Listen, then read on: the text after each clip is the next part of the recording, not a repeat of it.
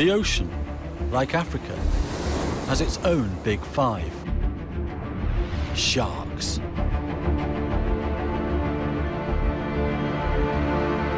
Shark.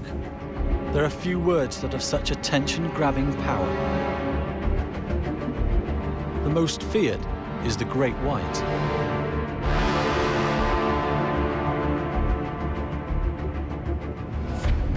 There's also the biggest fish in the ocean, the whale shark.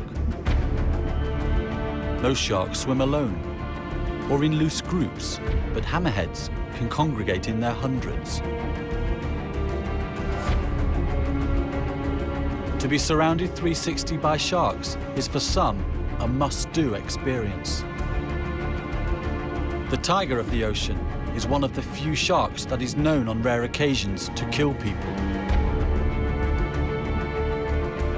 But the bull shark claims the title of the most dangerous to humankind.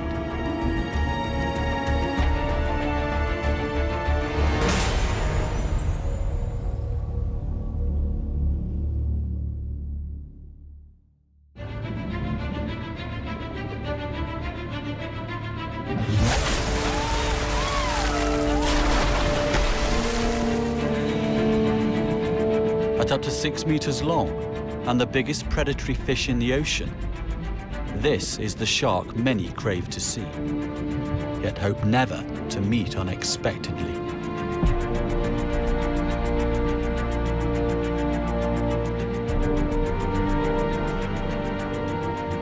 Close encounters from a boat provide a powerful natural high.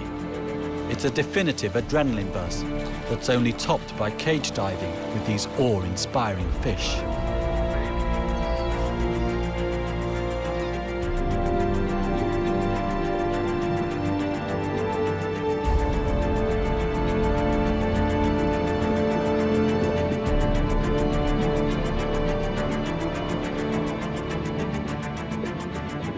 Freediving, the ultimate experience, is only for professionals who know the lie of the ocean floor and which sharks are relatively safe to swim with.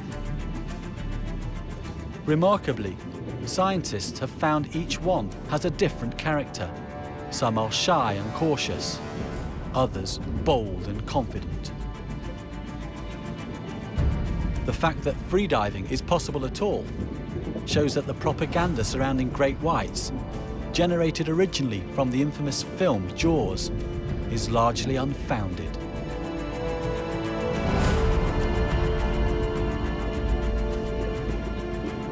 This monster movie terrified audiences. It exploited the iconic image of the dorsal fin as a symbol of death at sea.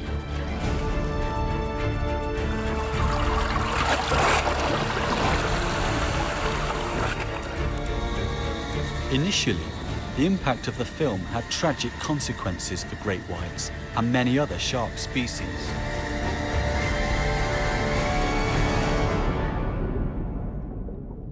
Jaws did irreparable damage to the great white shark's reputation. Every time there's another shark attack, panic reactions and hyped press coverage reinforce the old stereotype. Killing sharks was regarded as ridding the sea of a pestilent menace. But sharks have been in the ocean for 400 million years. They deserve our respect and to be better understood.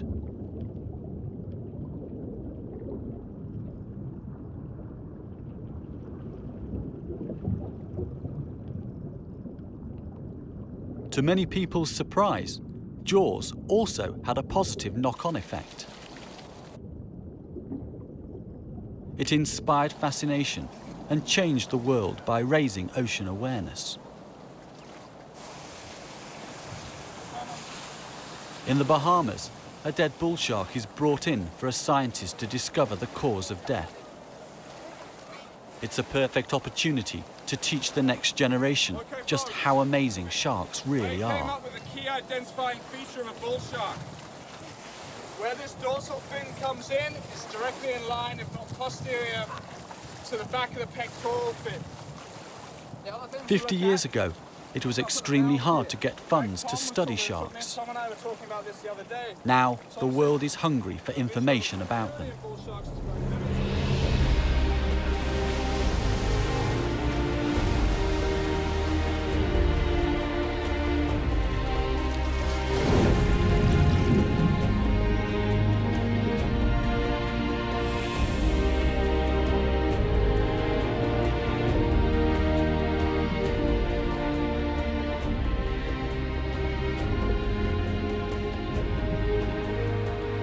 Marine biologists and educators have urged people to shed the perception of the great white shark as a vengeful, man-eating machine in favour of a complex, misunderstood, ancient sea creature.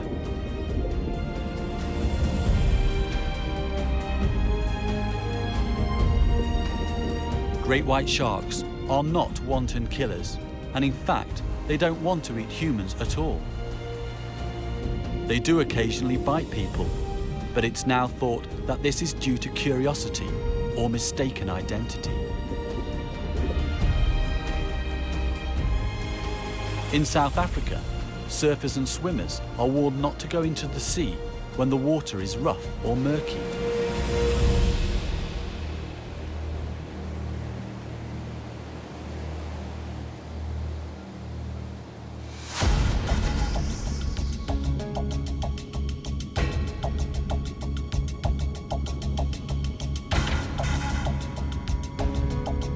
When they can't see clearly, great whites are thought to mistake the outline of a swimmer or surfer for seals, their natural prey.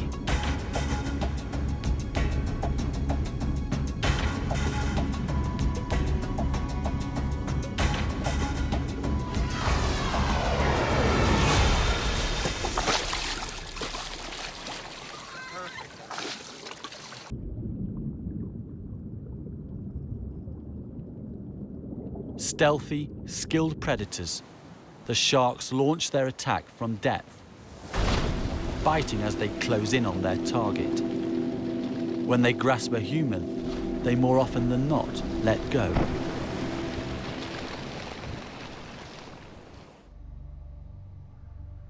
The triangular serrated teeth of the great white are efficient cutting tools for biting large chunks from mammalian prey. Tragically, for their mistaken human victims, their first bite can cause fatal damage. The reason they let go is because it's thought that people are not nutritious enough for great whites to be worth hunting.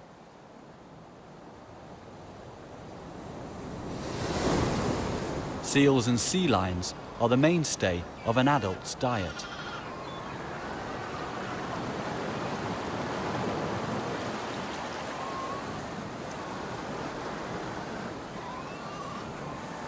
These marine mammals have a good layer of blubber to keep them warm in a cold sea.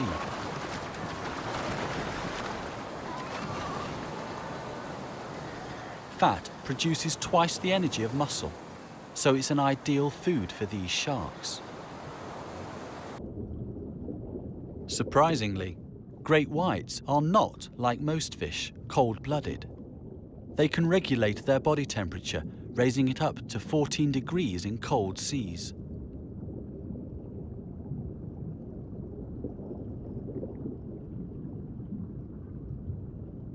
Being relatively warm-blooded is one of the factors that have allowed great whites to inhabit temperate waters that are too cold for many other shark species. A warm body allows the shark's muscles to work more efficiently, and it is this that enables them to produce bursts of energy needed to catch their prey.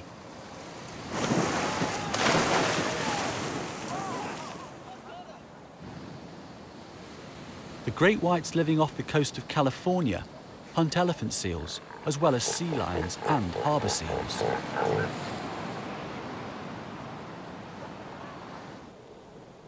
Off the coast of South Africa, here near Cape Town, they target Cape fur seals. The common name, white shark, is a misnomer. Although the shark does present a striking white belly when hauled out of the water, it's more slate grey than white.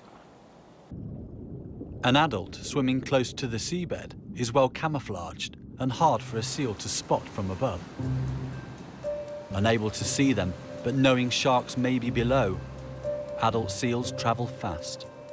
They present the great whites with a speeding objective that is hard to target.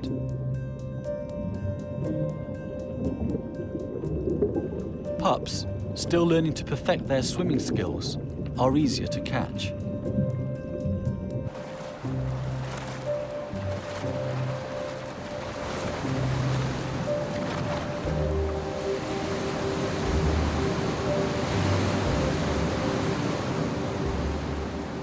Seal milk is rich. The pups grow fast, and at weaning, 50% of their weight can be fat. The seals give birth on offshore islands.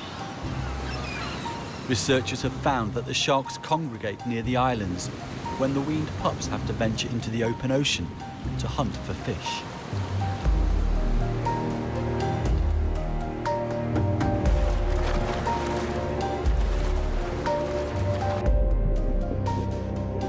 Great whites are thought to grow about 25 to 30 centimetres a year, so need rich food to enable them to achieve this.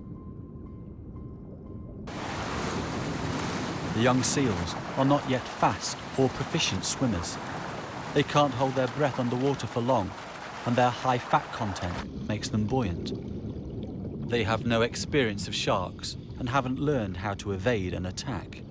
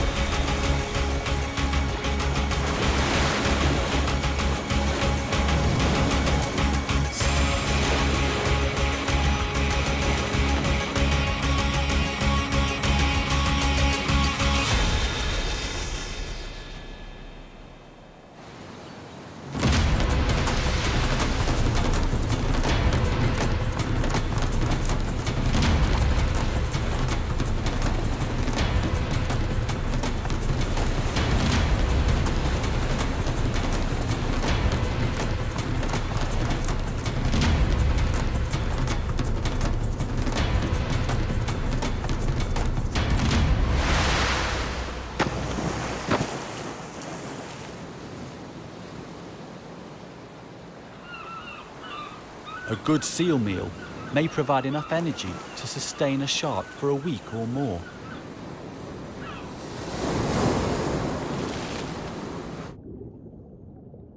The sharks themselves bear the unmistakable tooth marks of their own kind. The subordinates get put in their place with bites from dominant individuals. Great whites are mavericks among sharks. They have colonized cold temperate waters where seals are abundant. By gorging on seal fat, the shark derives thermal energy from the same insulating tissue that keeps its prey warm.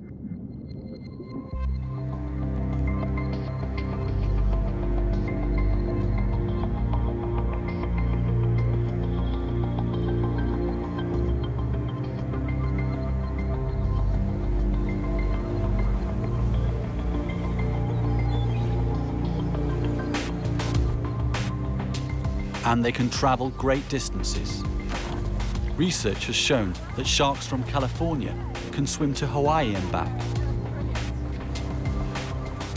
Another tagged in South Africa showed up in Western Australia. There's new information about their movements and habits off the coast of South Africa. Young great whites swim along the coast, hunting bottom-dwelling fish. Once they grow a little bigger, they eat bigger fish like mackerel, tuna, and bonito. Only when they reach about 3 meters long do they start feeding on seals and sea lions. Tagging research has shown that great whites come inshore much more frequently and much closer to people than anyone had previously suspected. The very small number of attacks by great whites again suggests that people are not on their menu. Adults are now known to rest inshore where there is a slack in the current or tide. An open water species, great whites generally avoid kelp forests.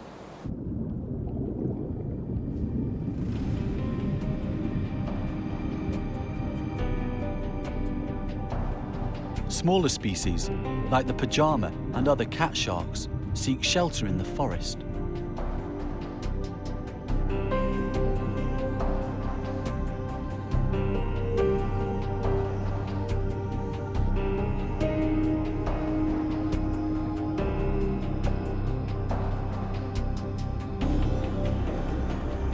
Seven-gill sharks also frequent the kelp.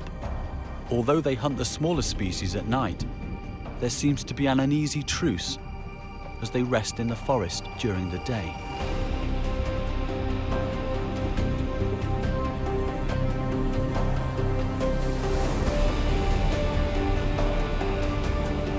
While some great whites stay near the coast all year round, others move offshore and remain in deep water for 4 to 6 months. The more we find out about great whites, the more we turn previous beliefs about them upside down. Fascinating and intriguing they are. Wanton man-eaters they are not.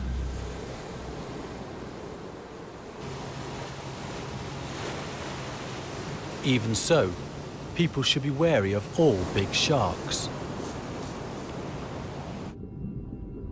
Except for plankton feeders, like the whale shark.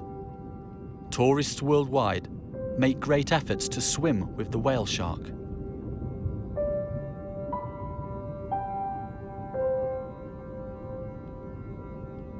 Despite being the world's largest fish, it is no threat to us.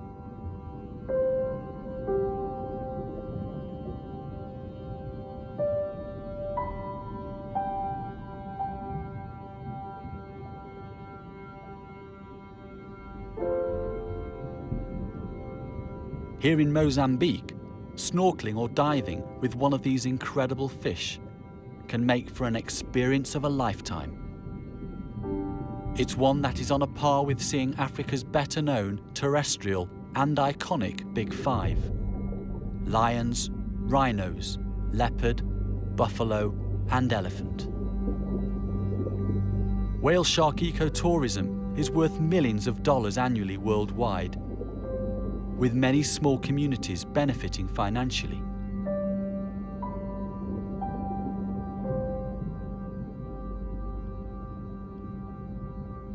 Practically nothing was known about the biology of this shark up until about 15 years ago.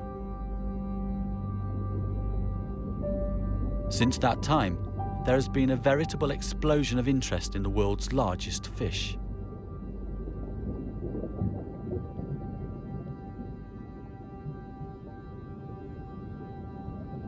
A fish, not a mammal, the whale shark originated about 60 million years ago. It can reach up to 14 meters and probably live up to 100 years old.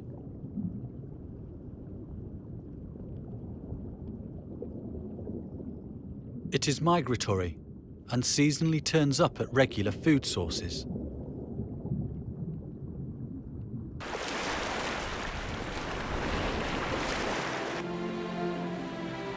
Between November and January every year, off the coast of Djibouti, at the Horn of Africa, hundreds of mainly male juvenile whale sharks gather to feed. Offshore upwellings enrich surface waters. This phenomenon triggers plankton blooms that in turn can initiate a spectacular gathering of giants.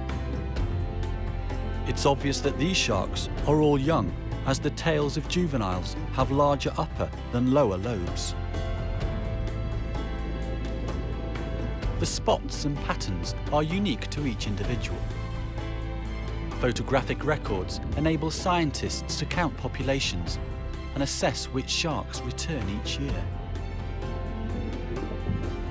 Very similar spot patterns support the idea that some sharks may be littermates. The Djibouti aggregations are exceptional in that they contain the smallest whale sharks found in the world, some only 2 meters long.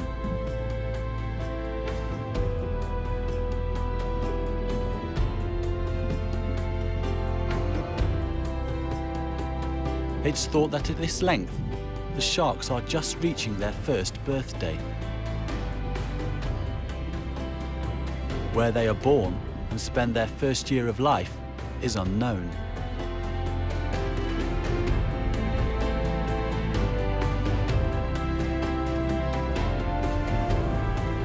It's possible that this region is a sort of entry point for young whale sharks. When they grow bigger and can compete with larger whale sharks, they move on to other aggregation sites. Where they come from, where they go, and why there are more males than females at Djibouti remain unanswered questions. Whale sharks feed on plankton, fish eggs, and small fish. They actively gulp in water and filter food from it using their pink gill rakers.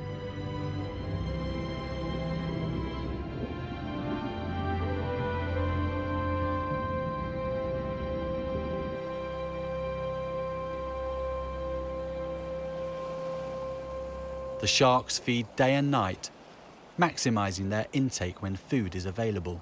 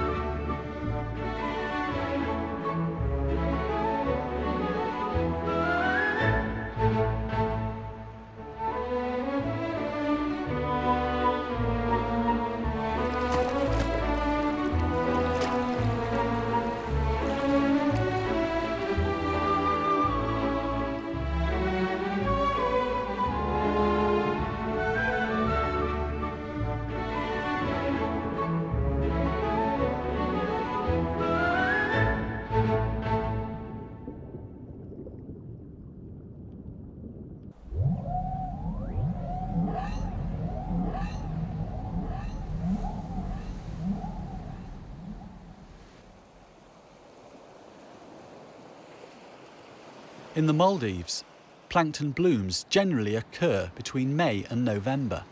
The surfeit of food attracts whale sharks, but they are not alone in exploiting this resource bonanza.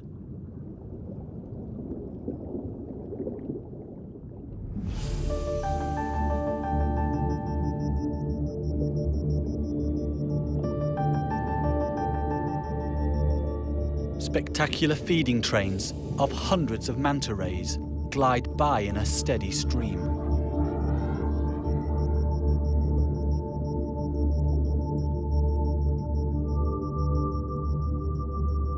Barrel rolling and intent on feeding, the mantas often bump into each other as well as the whale sharks.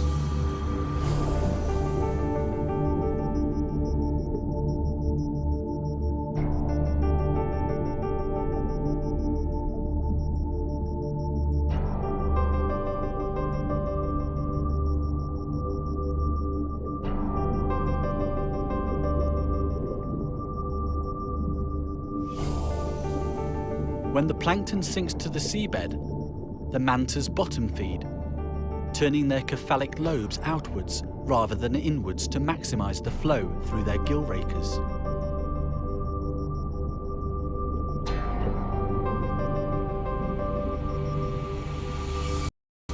The whale shark has a circumglobal distribution in tropical and warm temperate seas. Moving between seasonal food sources means they can travel vast distances.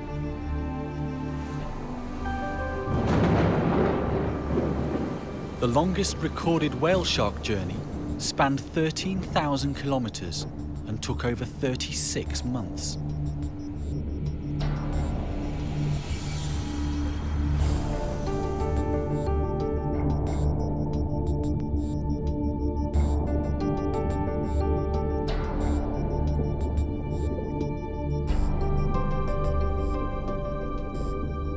Researchers have discovered that whale sharks make very deep and long dives, down to 1,280 metres, where temperatures drop to around 3 degrees.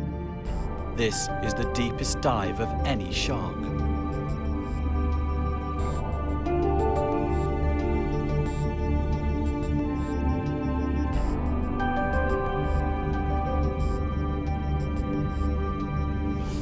Tags that record depth and acceleration have revealed that deep dives may make travelling long distances more efficient. The sharks glide deep down and then gently beat their tails and ascend at a very shallow angle. In this way, the whale sharks travel a maximum range with minimum energy expenditure. Once back at the surface, they rest and warm up. They cannot regulate their body temperature to the same degree as great whites. The secret life of this colossal yet elusive giant is very slowly beginning to be unravelled, but there is still so much to discover.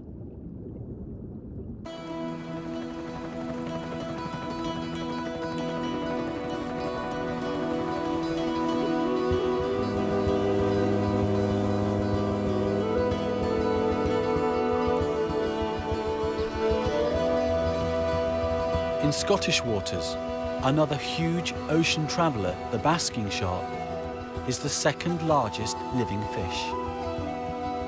While not in the top 5, it is a close contender, so deserves recognition. Recent research has revealed cutting-edge discoveries about this shark too.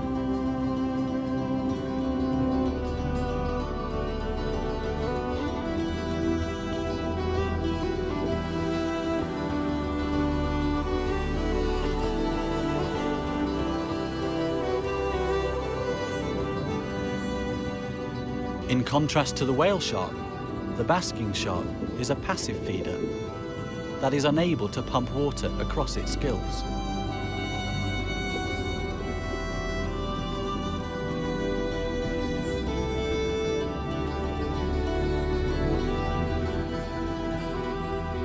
The plankton that it feeds on is filtered out by pinkish brush-like gill rakers.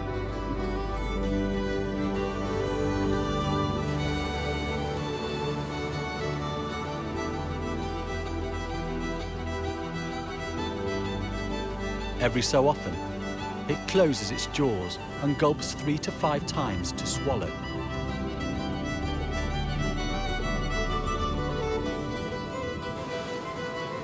Basking sharks are seen feeding at the surface, but as deep-sea shrimps have been found in their stomachs, it's apparent that they feed at depth as well.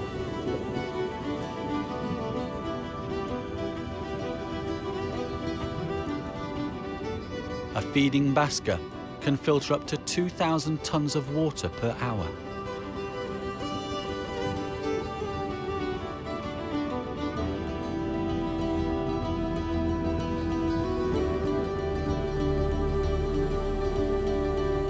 Many adult basking sharks bear white scars.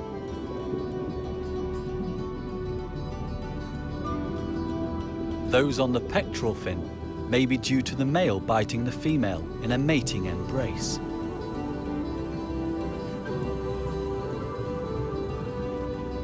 The sharks rubbing against one another during courtship can result in abrasions on their noses.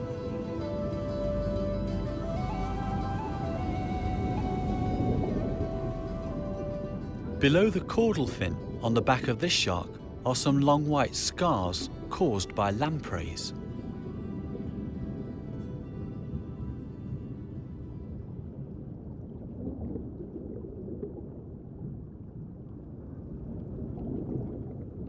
Lampreys are eel-like, jawless, primitive vertebrates.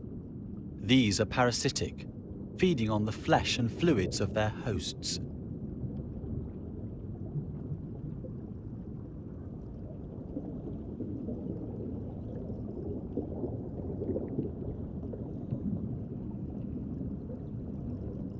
While lampreys may be an irritation, they are not the reason for the basker's dramatic decline.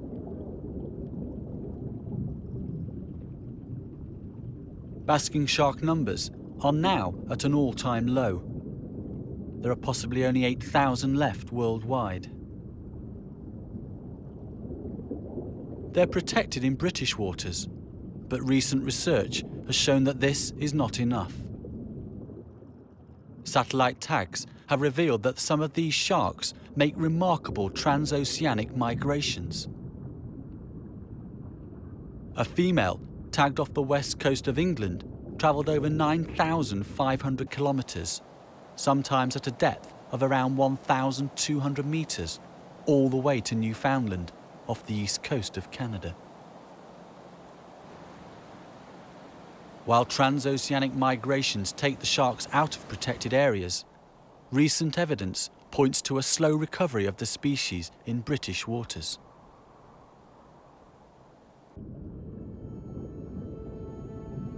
No such positive story for the scalloped hammerhead.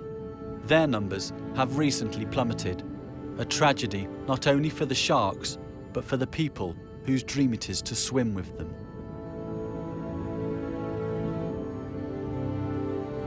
Spectacles like this off the coast of Costa Rica are high on many divers' must-see list.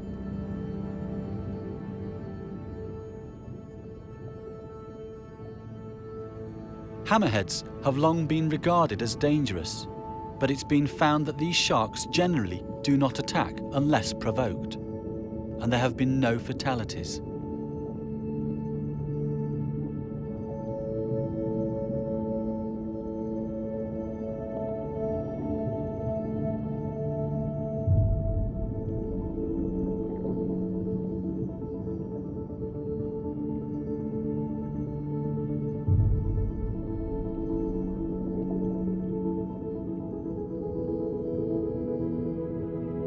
Hammerheads have a fused upper jaw and small mouth. They're not adapted for prey the size of humans, but to grab fish, squid, octopus, and crustaceans.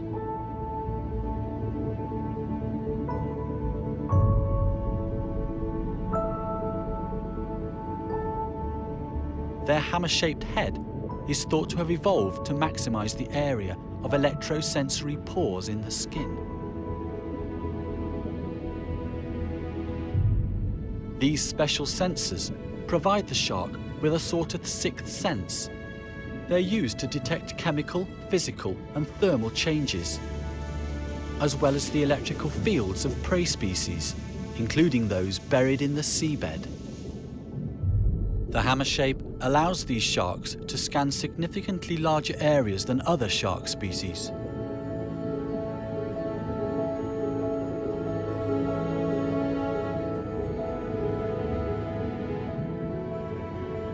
The positioning of the eyes, mounted well out on the sides of the head, also give them good 360-degree vision, so they can see above and below at all times. Just like humans, scalloped hammerheads can get a suntan. When swimming in shallow water or close to the surface, shark skin produces more of the pigment melanin and darkens considerably to protect sharks from the ultraviolet light of the sun.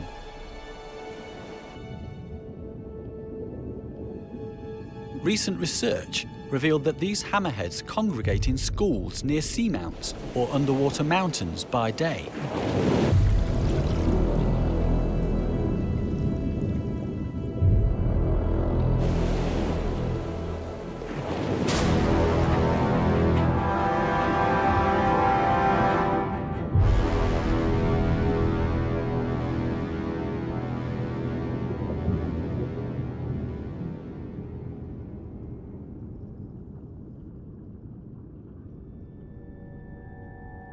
The mount is a vital cleaning station where wounds can be tended and parasites and dead skin removed by cleaner fish.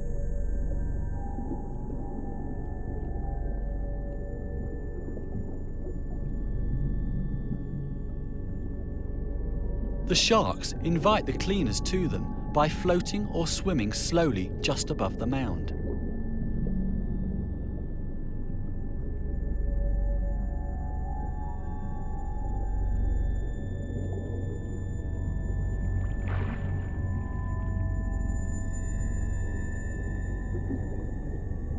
Hammerheads are not the only sharks around the seamount. Threatened white-tip reef sharks rest in sheltered crevices. These small sharks can suck water into their mouths and pump it out over their gills to breathe. Unlike the hammerheads, they can remain stationary to sleep during the day.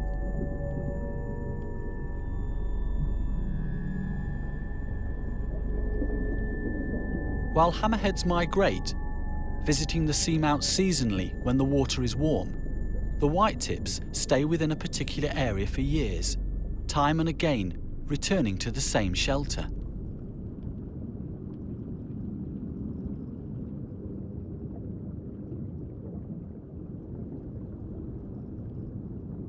Why hammerheads should swim in schools was a mystery.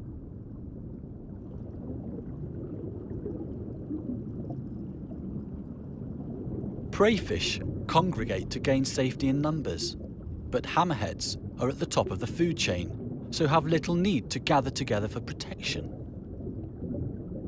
Painstaking research using video cameras and acoustic tags has revealed the schools may be mating aggregations. Most of the sharks are females that compete with each other for a central position.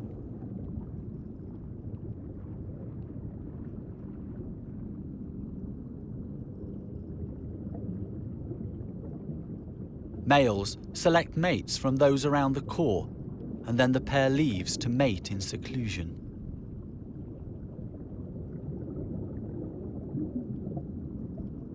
At night, hammerheads swim out, each one alone to feed up to 20 kilometers away. The white-tip reef sharks also become active after dusk, but they hunt in groups.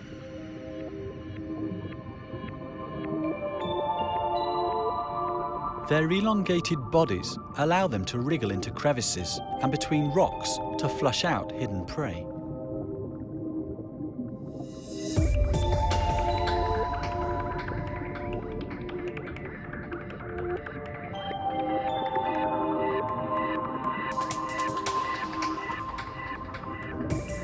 A turtle is unfazed by the pack of sharks and carries on picking algae off the rocky seabed.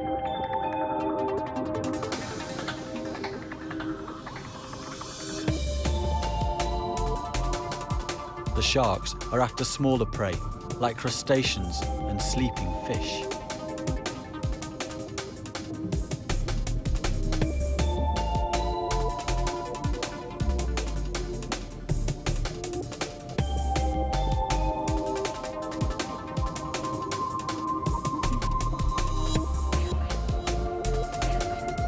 Flushed from a hiding hole, fish face a host of hungry mouths.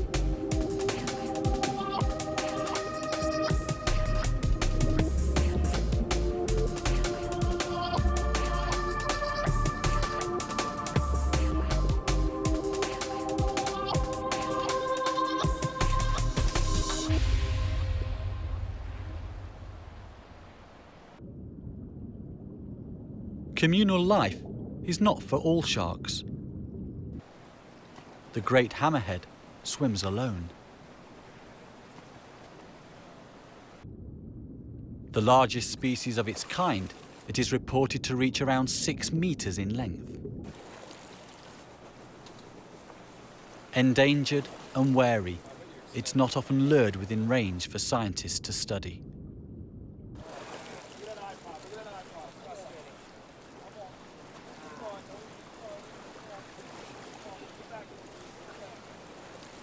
Although potentially dangerous, it rarely attacks humans. It sometimes behaves inquisitively towards divers and, like all large sharks, should be treated with respect. Great hammerheads are heavily fished for their large fins for the Asian shark fin soup trade. In some areas, numbers are down by 80%.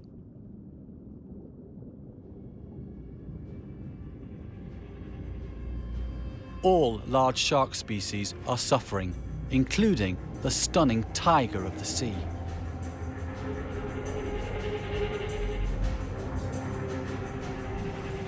Striped like its namesake, this shark not only shares a title with the world's biggest cat, but also a reputation as a man-eater.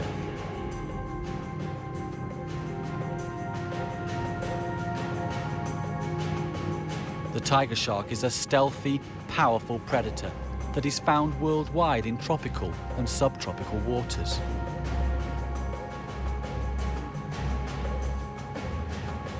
They are opportunistic feeders that will scavenge and are sometimes known as the trash cans of the seas. They do occasionally kill people, but are not manhunters. They don't go out to feed on swimmers, but with their undiscerning palate, they don't swim away after biting a person, as great whites frequently do.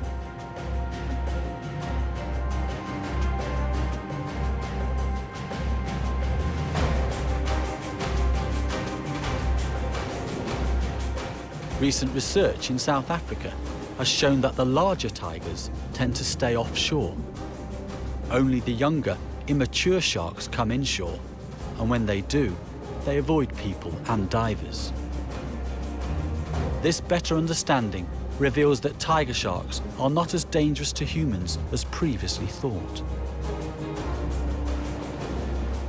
Many tigers spend time in deep open ocean far offshore, then move inland to shallow seas.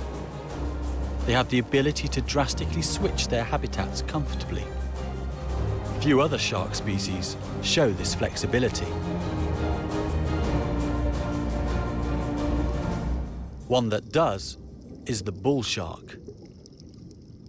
This large predator is just as at home in deep seas as it is in shallow coastal waters. People enter its domain on a daily basis.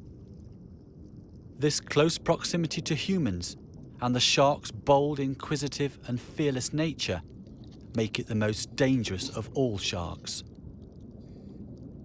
It's thought that it was probably bull sharks, not great whites, that caused the deaths of the 5 people bitten and killed in 1916 that sparked the story of Jaws. Bull sharks get their name from their short, blunt snout, as well as their pugnacious disposition and a tendency to headbutt their prey before attacking.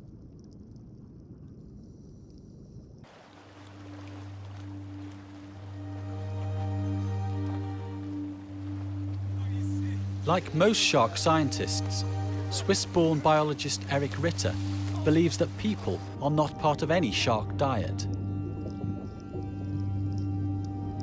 Even with bulls, it's a case of victims being in the wrong place at the wrong time. To prove his point, Eric waded into bull shark-infested shallows.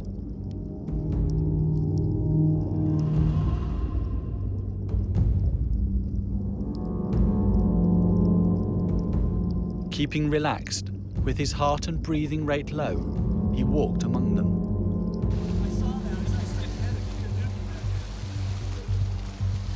Okay, hands up, hands up, hands up.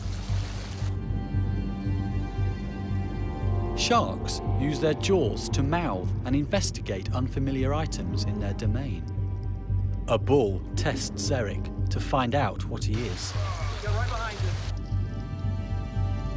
Although most sharks have good eyesight, the water can be murky.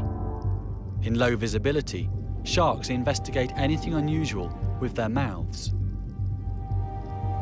Tragically, even just a test with a shark's razor-sharp teeth can be fatal for a thin-skinned human. In 2002, a bull bit Eric while he was filming a shark special. Though he was seriously injured, Eric believed the attack was a mistake. He said that the shark took an exploratory bite and then got stressed.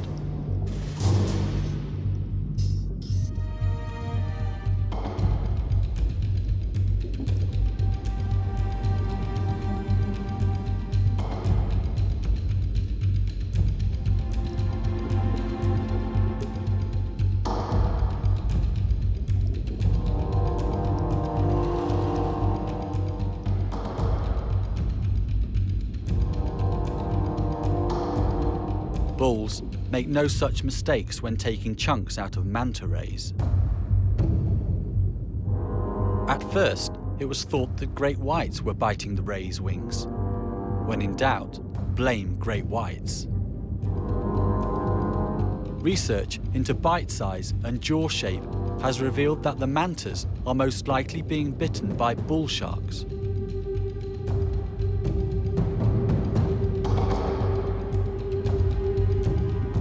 Like scalloped hammerheads, the mantas regularly visit seamount cleaning stations.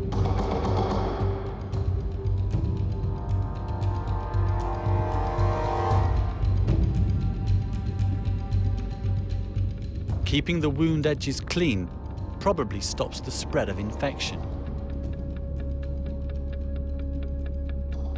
No one knows where or when bull sharks target these rays. In some areas, bull sharks don't bite rays at all.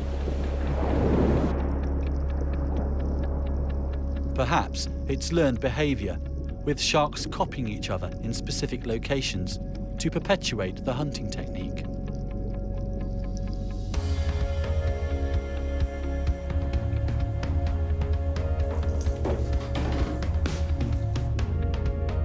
For an ultimate shark encounter high, Shark Reef off Pacific Harbour in Fiji is a top destination. Here, people can dive with bulls and 7 other shark species. To attract the sharks, local divers collect fish heads and offal from a fish factory. The bait is lowered into place in wheelie bins.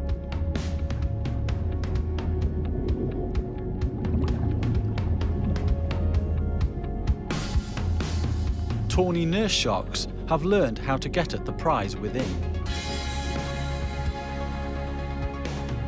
Thousands of fish congregate to pick up scraps and grab what they can.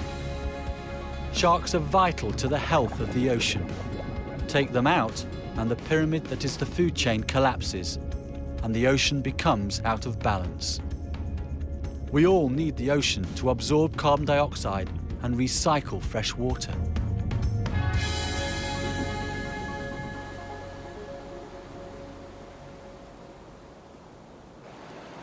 The sea needs its top predators. We lose sharks at our peril.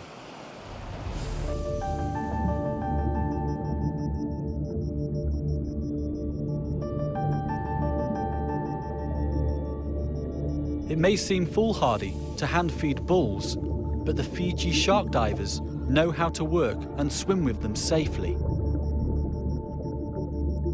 The sharks are conditioned through food rewards to approach only from one side and to take food from one particular diver, identified by their different coloured hoods.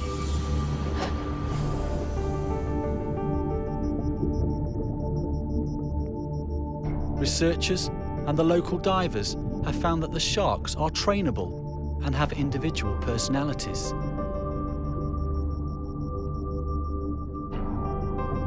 The feeders know which ones are very gentle and which ones need reminding of their manners occasionally.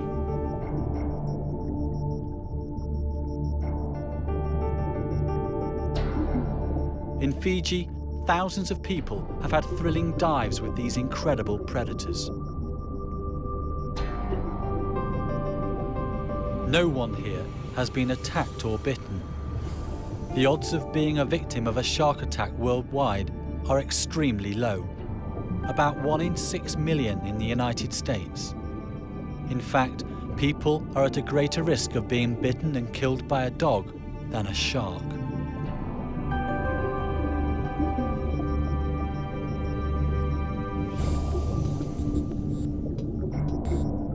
The opportunity for such close encounters like this with bull sharks is a truly amazing experience. An ultimate shark high.